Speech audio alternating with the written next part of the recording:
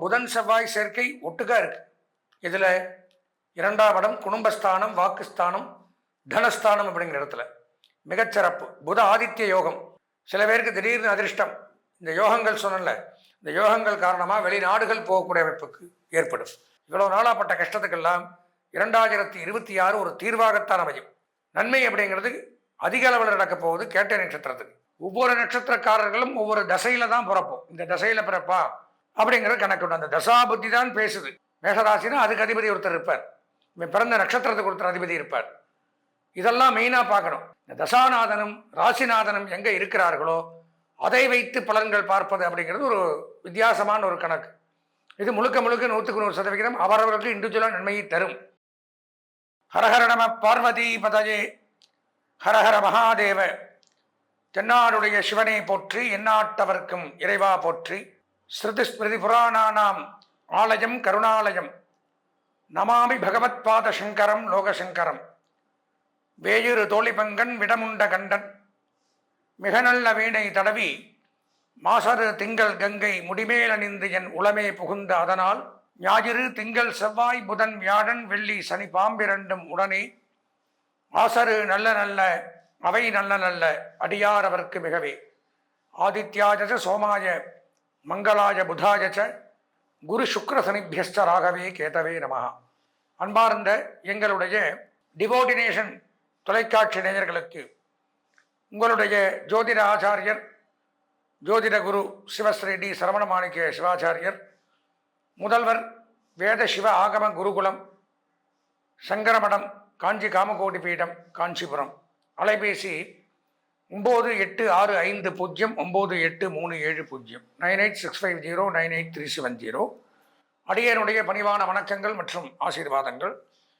நாம் டிவோட்டினேஷன் தொலைக்காட்சியின் வாயிலாக காண இருக்கக்கூடிய இந்த பதிவு அப்படின்னு பார்த்தீங்கன்னா, அதாவது 27 நட்சத்திரங்களுக்கும் அஸ்வதி பரணி கிருத்திகை ரோகிணி மிருகசீரிஷம் திருவாதிரை புனர்பூசம் பூசம் ஆயில்யம் மகம் பூரம் உத்தரம் அஸ்தம் சித்திரை சுவாதி விசாகம் அனுஷம் கேட்டை மூலம் பூராடம் உத்திராடம் திருவோணம் அவிட்டம் சதயம் பூரட்டாதி உத்திரட்டாதி ரேவதி. இதுதான் 27 நட்சத்திரங்கள்.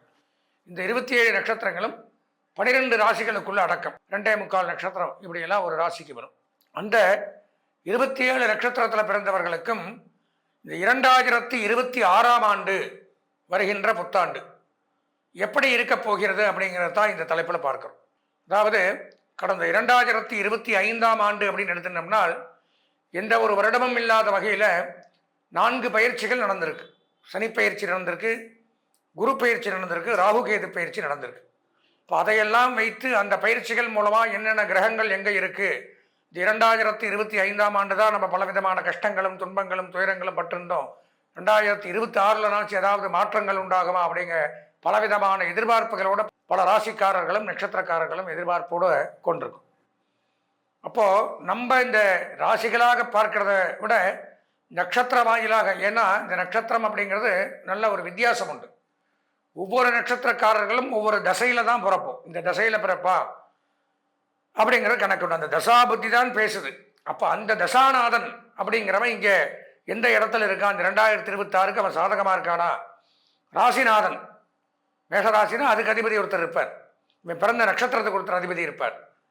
இதெல்லாம் மெயினாக பார்க்கணும். பொதுவாக பயிற்சிகள் ஒரு பக்கம் இருந்தாலும் இந்த தசாநாதனும் ராசிநாதனும் எங்கே இருக்கிறார்களோ அதை வைத்து பலன்கள் பார்ப்பது அப்படிங்கிறது ஒரு வித்தியாசமான ஒரு கணக்கு. இது முழுக்க முழுக்க 100% அவரவர்களுக்கு இண்டிவிஜுவலாக நன்மையை தரும். அப்படி பார்க்கும் பொழுது தான் இந்த 27 நட்சத்திரமே ஒவ்வொருத்தரும் ஒவ்வொரு நட்சத்திரத்தில் பிறக்கிறோம். அப்போ அந்த நட்சத்திரத்துக்கு என்ன தசா புத்தி நடக்குது, என்ன தசாநாதன் இருக்கான், இந்த தசாநாதனுடைய இப்போ எங்கே இருக்கா, அவனை யார் பார்க்குறா, ராசிநாதன் யார், இதெல்லாம் வச்சு தான் நாம் பலன்களை சொல்கிறோம். அது கூட இந்த 2026 இந்த அதிகமாக ஒரு ராசியில் தங்கி நன்மை தீமைகளை செய்யக்கூடிய கிரகங்கள் அப்படின்னு நான் பல தடவை சொல்லியிருக்கேன். சனி பகவான் முதல்ல 2.5 ஆண்டுகள் ஒரு ராசியில் இருக்கார். கடந்த ஆண்டு பயிற்சி ஆனார்னா அப்போ பார்த்தீங்கன்னா 2027 தான் அவர் பயிற்சி ஆவார். அதுக்கப்புறம் குரு பகவான், ராகு கேது 1.5 வருஷம் 2026 லாஸ்ட்டில் ஆவாங்க. இப்போ இவங்கெல்லாம் சாதகமாக இருக்கா, நம்ம தசாநாதன் சாதகமாக இருக்கா, ராசிநாதன் சாதகமாக இருக்கா, இப்படி இந்த பயிற்சிகளோடு கூடிய இண்டிவிஜுவலையும் பார்க்கறது தான் இந்த பலாபலன்களுடைய ஒரு பதிவு. அப்போது இந்த 27 நட்சத்திரத்திற்கும் தனித்தனியாக 2026 எப்படி இருக்கும் அப்படிங்கிறத, எவ்வளவு சதவிகித நன்மைகள் இருக்குது, யார் யார் சொந்த ஜாதகத்தை பார்த்து நம்ம அதையும் தெரிஞ்சுக்கணும் அப்படின்னு இந்த பலவிதமான நன்மைகளை தரக்கூடிய விஷயங்களை பற்றி தான் இப்போ இந்த பதிவில் நாம் இங்கே பார்க்க இருக்கிறோம். அதனால் நமது நேயர்கள் அவசியம் தவறவிடாமல் இந்த பதிவை பார்த்து இதன் பிரகாரம் இந்த 2026 புத்தாண்டை நல்லபடியாக கொண்டாடி அதில் இருக்கக்கூடிய சந்தோஷங்களை அனுபவித்து ஏதாவது ஒரு பரிகாரங்கள் இருந்தால் அதையும் செய்து கொண்டு சக குடும்பத்துடன் சந்தோஷமாக வாழ வேண்டி பிரார்த்தனை செய்து கொண்டு வாங்க நம்ம உள்ள நிகழ்ச்சிக்குள்ளே போய் 27 நட்சத்திரத்தினுடைய பலன்களை விரிவாக பார்ப்போம். அன்பார்ந்த எங்களுடைய கேட்டை நட்சத்திர நேயர்களுக்கு முதற்கண் வணக்கங்களை தெரிவித்துக் கொள்கிறேன். நாம் பார்க்க இருக்கக்கூடிய பதிவு அப்படின்னு பார்த்தீங்கன்னா, இந்த கேட்டை நட்சத்திரத்தில் பிறந்தவர்களுக்கு 2026ஆம் ஆண்டு என்ன நன்மை தீமைகள் நடைபெறப் போகிறது அப்படிங்கிறத தான் பார்க்கணும். பொதுவாக கேட்டை நட்சத்திரம் விருச்சிக ராசிக்கு அதிபதி செவ்வாய் பகவான். நீங்கள் கேது திசையில் பிறக்கிறீங்க, அப்போ மிகச்சிறப்பு நன்மைகள் அதிகமாக ஏற்படக்கூடிய அமைப்பு உண்டாகும். ஆயில்யம், கேட்டை, ரேவதி. தசாநாதன் புத பகவான், ராசிநாதன் அப்படிங்கிறவர் செவ்வாய். அப்போது புதன் செவ்வாய் சேர்க்கை ஒட்டுக்கா இருக்கு. இதில் 2ஆம் இடம் குடும்பஸ்தானம், வாக்குஸ்தானம், தனஸ்தானம் அப்படிங்கிற இடத்துல மிகச்சிறப்பு. புத ஆதித்ய யோகம், மார்த்தாண்ட மங்கள யோகம், வசுமதி யோகம், அகண்ட சாம்ராஜ்ய யோகம் இதெல்லாம் ஏற்படும்.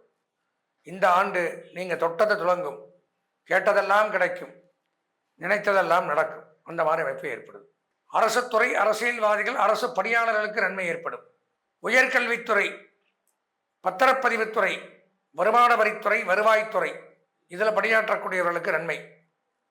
அதே மாதிரி மாவட்ட கருவூலங்கள், மாநகராட்சி நிர்வாகங்கள், நகராட்சி நிர்வாகங்கள், ஊராட்சி நிர்வாகங்கள், உள்ளாட்சித்துறை, பொதுப்பணித்துறை, குடிநீர் வடிகால் வாரியம் இந்த மாதிரி துறையில் பணியாற்றுபவர்களுக்கு நன்மை. திருமண பேச்சு கைகூடும்.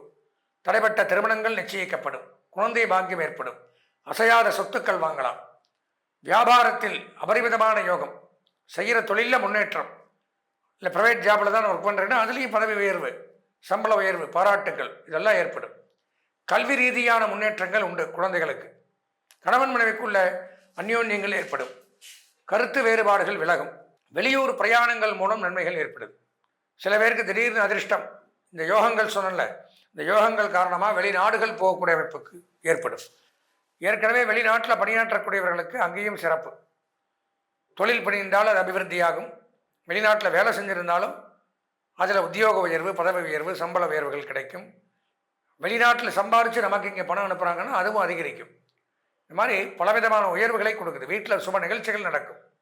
யோகங்களும் அதிர்ஷ்டங்களும் வாரி வழங்கும். இவ்வளோ நாளாப்பட்ட கஷ்டத்துக்கெல்லாம் 2026 ஒரு தீர்வாகத்தான் அமையும். நன்மை அப்படிங்கிறது அதிக அளவில் நடக்கப் போகுது கேட்டை நட்சத்திரத்துக்கு.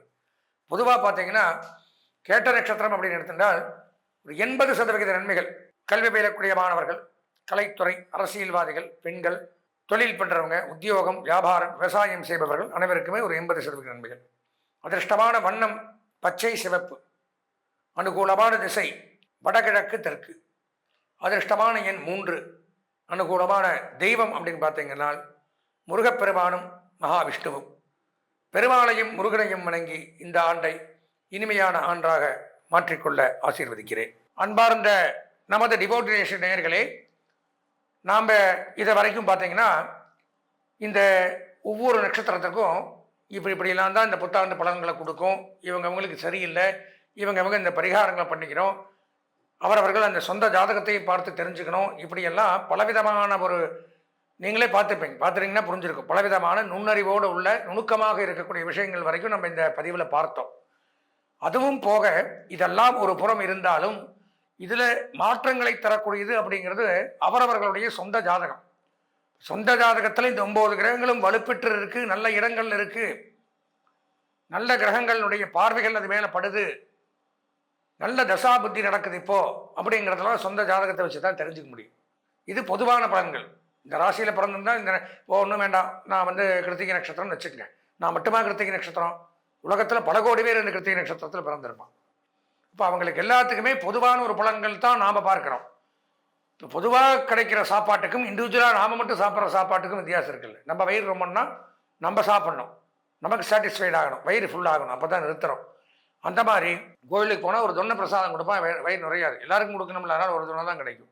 இதே ஹோட்டலுக்கு போனோம்னா வேணுங்கிறத வாங்கி சாப்பிட்றோம், வீட்டில் வயிறு ரொம்ப சாப்பிட்றோம். அந்த மாதிரி சொந்த ஜாதகத்தை பார்த்தால் மட்டும்தான் இண்டிவிஜுவலாக சாட்டிஸ்ஃபைடாக நமக்கு எப்படி இருக்குது அப்படிங்கிறத முழுமையாக தெரிஞ்சுக்க முடியும். அதனால் இதுவும் கை கொடுக்கும், கூட நம்ம சொந்த ஜாதகத்தையும் எடுத்துக்கணும். அப்படி எல்லாத்தையும் கலந்து பார்க்கும் பொழுது தான் 100% இந்த வருஷம் நமக்கு எப்படி இருக்குங்கிறத தெளிவாக தெரிஞ்சுக்க முடியும். அதனால் நமது நேயர்கள் இந்த பதிவையும் பார்த்து சொந்த ஜாதகத்திலையும் ஏதாவது கஷ்டங்கள், ஒரு சந்தேகங்கள் இருப்பின் தாராளமாக என்னுடைய அலைபேசி நம்பரை சொல்கிறேன். 9865098370 9865098370. இதில் ஸ்டாலிங்லேயும் போடுவாங்க. இந்த எண்ணிற்கு தாராளமாக தொடர்பு கொண்டு உங்களுடைய சொந்த ஜாதகத்தை விரிவாக தெளிவாக பார்த்து பயன்பெற்று இந்த 2026 சந்தோஷமாக கொண்டாட பிரார்த்தித்து விடைபெறுகிறேன். நன்றி, வணக்கம்.